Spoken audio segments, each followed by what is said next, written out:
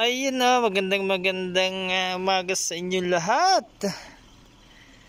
Tignan nyo tong tangke namin na malaki, oh. Daming tilapia.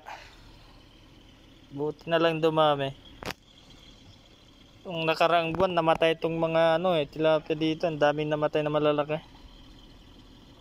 Ewan ko anong nangyari. Pero ngayon ang dami yung mga maliliit. Oh. Sana dumami pa. Yan, oh.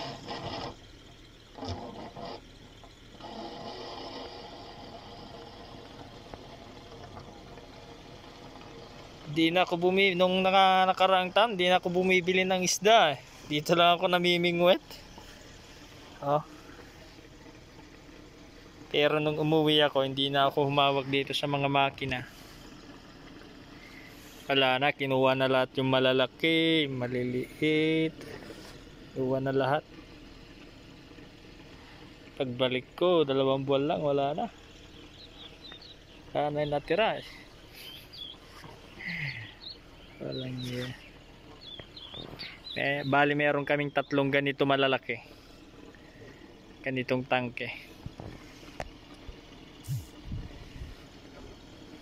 Diyan yung naglalabas yung tubig na makina. Yan yung naglalabas. Kapapatay ko lang ngayon. Nagdilig na naman ako ng tamar. Ang dami talaga, oh. Ang daming maliliit, oh.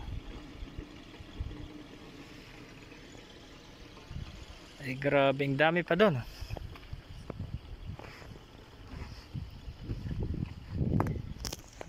Ang dami pa dyan, oh. Nasa gilid.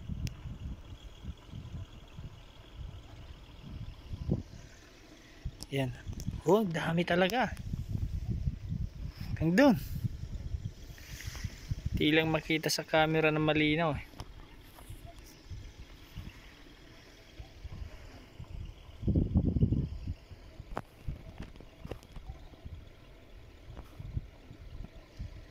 Pero ang dami.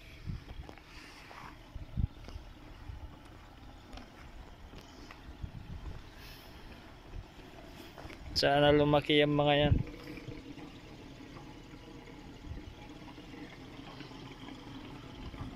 Huwag lang magka-problema yung makina nito kasi pag huminto yan na naglalabas ng tubig, pag natuyuan to, ihigupin niya dito. Ito yung makina na gear na naghihigop. Yan. Itong makina to, ito yung nagdadala sa mga tamar diyan sa mga farm namin. Yan, tubo niya malaki.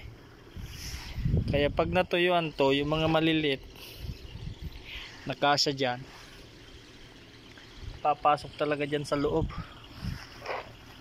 Papasok diyan.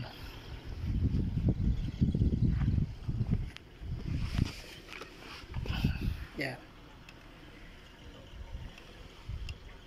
Papasok dito, igupin niya yung lahat yung maliliit. Sayang lang. Ang nakarabuan talaga, ang daming namatay, ang daming kong tinanggal. Meron kasing bagong bunot na ganito doon sa kabila. Yan, gear na yan. Pinunot lahat yung tubo papailalim. Tapos matagal na natingga, mga 2 taon siguro, 3 taon. Nung pinandar ko, wala na akong paglagyan ng tubig, eh. Napuno na yung kadyan na ganito, tangke. Di nala ko dito.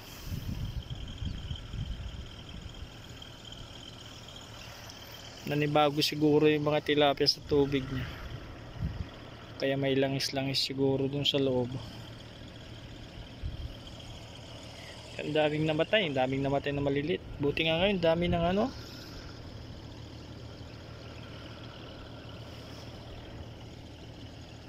Yan, oh.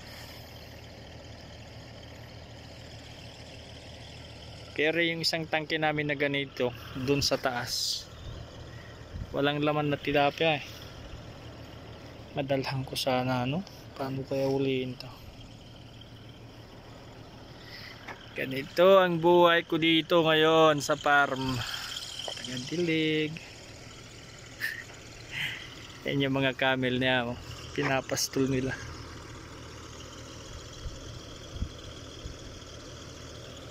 Yan. Yung mga kambing nakauwi na. Mainit eh.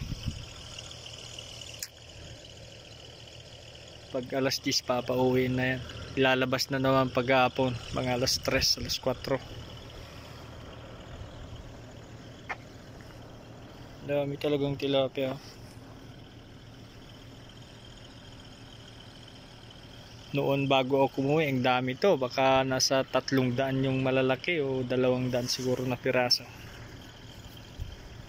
Dami. Pag ako lang yung straight nakahawak dito sa mga makina, dadami na naman to.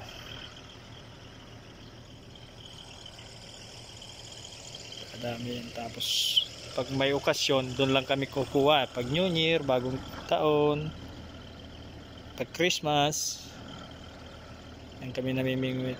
Kung may birthday, o kaya pag nasira tong makina dito, hindi magawa agad, tas natuyuan to, yun kunin na namin. Pagkati-atian namin.